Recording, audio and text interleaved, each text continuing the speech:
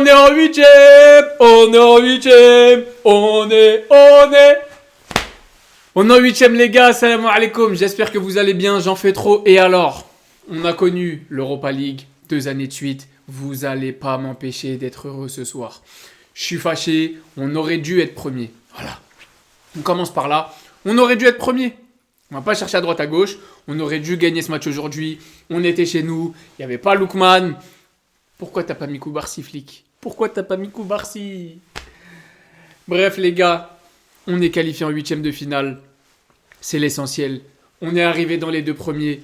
C'est l'essentiel. On prend un maximum d'oseille en s'assurant les places du haut, tout en haut du tableau. C'est l'essentiel. Et c'est tout ce qu'il faut retenir ce soir. Avant de parler du match, on revient vite fait sur les compos.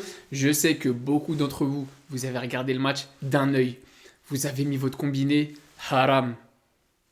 Vous avez regardé d'autres matchs, le PSG, City, le Real. Bref, on était tous un petit peu mitigés entre le multiplex. Toutes les 2 minutes, ça sonnait. Il y a eu 800 000 buts. Et le match du Barça, surtout qu'on va pas se mentir, la première mi-temps, elle était éclatée. Donc on revient là-dessus. Si vous l'avez raté, je vais bien vous résumer ça, bien condensé. Aujourd'hui, Hansi Flick, il a décidé de remanier un tout petit peu l'équipe. Il a mis Szczęsny au goal. On reviendra sur Szczęsny, il faut que j'en parle, parce qu'Hansi Flick a décidé que ça allait être le gardien numéro 1. On en reparlera. En défense, on retrouve Jules Koundé, Baldé, Eric Garcia et Araujo. Pas de Koubarsi. On aurait préféré qu'il se repose ce week-end en Ligue des Champions et qu'il soit là aujourd'hui. Je pense qu'on serait premier avec Koubarsi aujourd'hui. Voilà, c'est que mon avis. Au milieu de terrain, on retrouve Pedri, on retrouve Gavi et on retrouve Frenkie de Jong. J'avais bien aimé sa première mi-temps.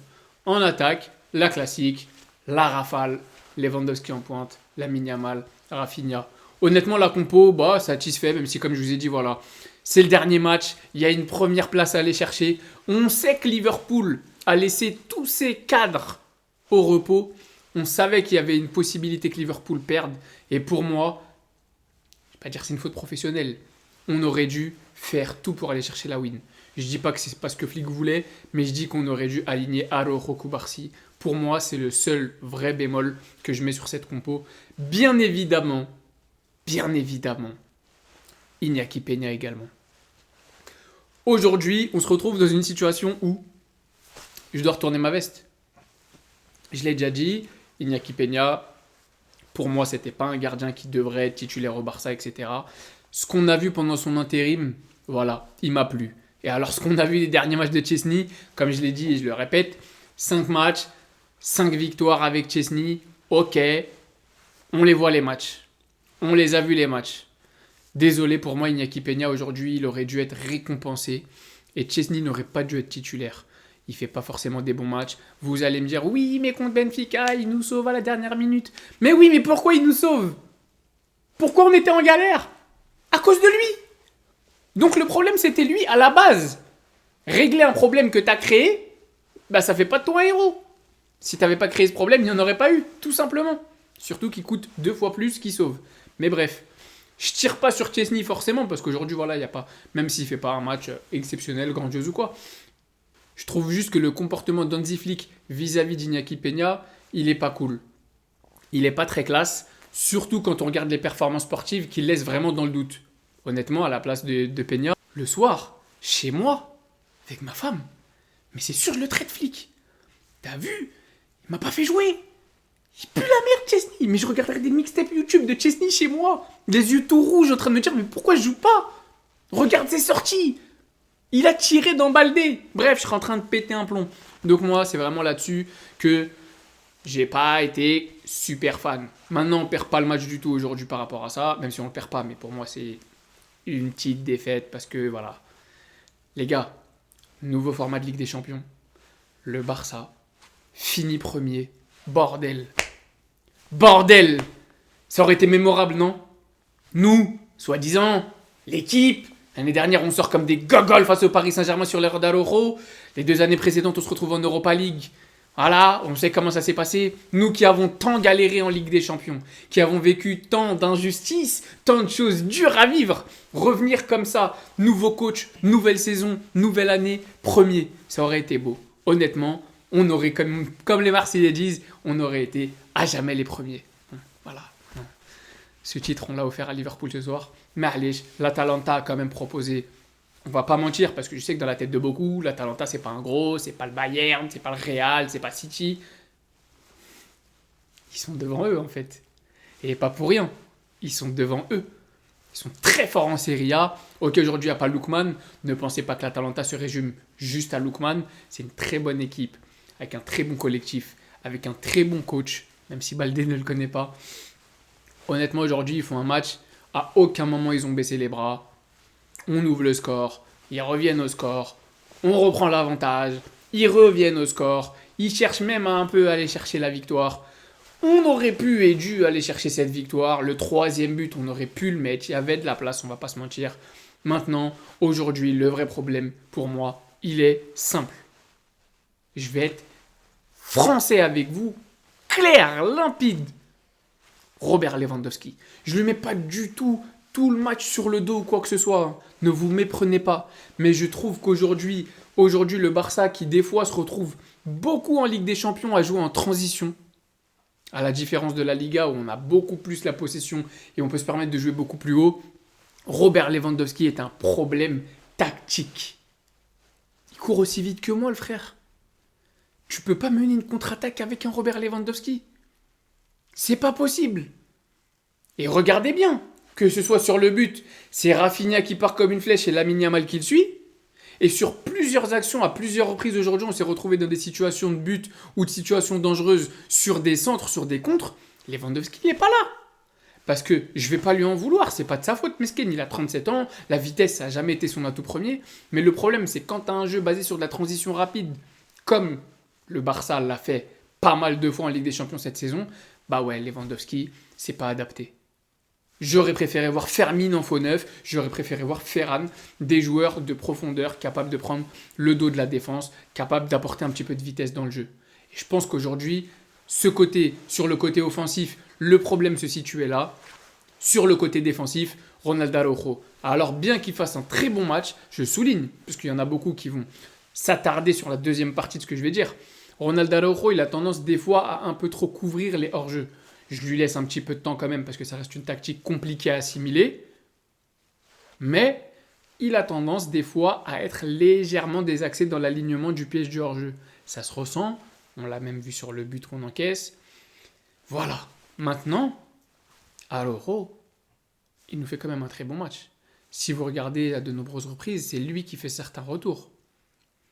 Donc les injustes, les ingrats envers Araujo, on n'est pas ensemble, vous et moi. Je vous le dis tout de suite. Les mecs, ouais, mais vas-y. Ceux qui ont encore sur le cœur le carton rouge face au Paris Saint-Germain, on n'est pas ensemble. Vous et moi, pas la même passion. Donc pour moi, c'est là que ça se joue.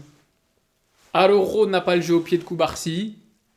Araujo s'aligne pas forcément super parfaitement parce il le fait bien, mais cette tactique ne se suffit pas de bien. Il faut du excellent, de l'excellentissime, comme Koubarsi. Et aujourd'hui, voilà pourquoi on fait 2-2. Je pense. Alors après, au milieu de terrain, je trouve personne de mauvais, mais on va être honnête. Pedri, on le loue à chaque match. De Jong qui quand même revient de mieux en mieux. Et Gavi, aujourd'hui, c'était... Ça va. Mais j'attends plus. Aujourd'hui, j'attendais plus de Gavi. Oui, il revient de blessure, je le sais. Oui, les gars, vous le savez. Woldé, mon fils, my son, ma chair de ma chair. Gavi, c'est le sang, c'est le S, c'est le G, c'est tout ce que vous voulez. Mais ça commence à faire un petit moment qu'il est revenu de blessure. Il a fait des bons matchs, mais bien évidemment, plus tu reviens de blessure, plus j'ai des attentes vis-à-vis de toi. Gavi, aujourd'hui, il n'était pas à la hauteur de mes espérances. Et je dirais un petit peu pareil pour Frenkie de Jong et Pedri, même si Pedri, je lui en tiendrai jamais rigueur parce que tous ses matchs sont excellents. Et aujourd'hui encore, franchement, c'est peut-être le meilleur des trois. De Jong, je vois de plus en plus de bonnes choses sur ton première mi-temps. J'ai beaucoup aimé sa première mi-temps. Après, il s'est un petit peu effacé dans le jeu. Je pense qu'aujourd'hui, Flick aurait pu, je ne dis pas qu'il aurait dû, il aurait pu donner sa chance à Fermin Lopez en forme. Le dernier match, On explose Valence. Fermin, il te met doublé de but, doublé de passe D. On aurait pu lui laisser partir sur un Pedri de Jong ou un Pedri Gavi et laisser Fermin en 10. Et je pense qu'on aurait été un petit peu plus ambitieux, que ce soit même dans la compo. Et on aurait peut-être eu un petit peu plus de profondeur à apporter avec un Fermin. Maintenant, voilà, ça s'est pas fait. C'est pas grave. Donc voilà. On parle de Rafinha. Toujours autant décisif. Passeur sur le but de Lamine Yamal. Lamine Yamal. Mes frères. My brothers. My brothers. Parlons de Lamine Yamal. Voilà. Parlons de Lamine Yamal, les bros. Subhanallah. Alors, je vois des commentaires qui commencent à revenir, des choses qui commencent à revenir de plus en plus. Ouais, Lamine Yamal, il commence à être trop perso, etc. Je peux pas être hypocrite. Voilà, c'est pas possible pour moi, les gars. C'est vrai que des fois, il y a sur certaines actions, ça peut me déranger. Il garde un peu trop le ballon. Il a peut-être un peu trop envie de faire des différences. Mais qui va lui en vouloir? Si vous étiez fort au foot comme Lamine Yamal, est-ce que vous n'essaieriez pas de faire des différences comme lui? Parce que vous remarquez quand ça passe pas. Parce que quand ça passe, personne dit qu'il la garde trop. Forcément, un joueur aussi technique que lui, faut bien qu'il essaye. Faut bien qu'il essaye. Quand ça passe, on a des cœurs dans les yeux. On l'aime, c'est le meilleur joueur du monde. Et aujourd'hui, qu'est-ce qu'il a fait l'amour aux défenseurs de l'Atalanta, mon pote? Un enroulé qui passe à ça. Aujourd'hui, son match, c'est du spectacle. Encore une fois, c'est du spectacle. Lamine Yamal, s'il n'y a pas un joueur comme lui qui te fait allumer ta télé, va regarder du ping-pong, frérot. Va regarder de l'escrime. Voire même arrête le sport. Parce que Lamine Yamal, c'est l'émotion, c'est la magie, c'est le football. Combien de feintes de corps, de contrôle orienté dans le sens du jeu, de passes. Non, ce qui fait vraiment... En fait, j'en ai marre. J'en ai marre, à chaque fois, il m'oblige à venir. Les gars, il a 17 ans, vous vous rendez compte? Ouais, bon, déjà maintenant, on le sait, oui, il a 17 ans. On a l'impression qu'on banalise ça parce qu'on a l'impression qu'on assimile. Ouais, il a 17 ans, ouais, alors... Non. Si t'as un petit frère, si t'as un cousin, si toi-même t'as quel âge? Qu'est-ce que tu faisais à 17 ans, bordel? Et c'est pas pour critiquer. Qu'est-ce que je faisais à 17 ans? Je passais le bac, frère. J'étais là, je mettais mon cartable pour aller au lycée. Pendant que lui joue des matchs de Ligue des Champions. Il regarde des pères de famille. Il est dans la course au Ballon d'Or. Il est dans la course pour être le meilleur passeur. Frère, c'est le football tout simplement. C'est le football tout simplement.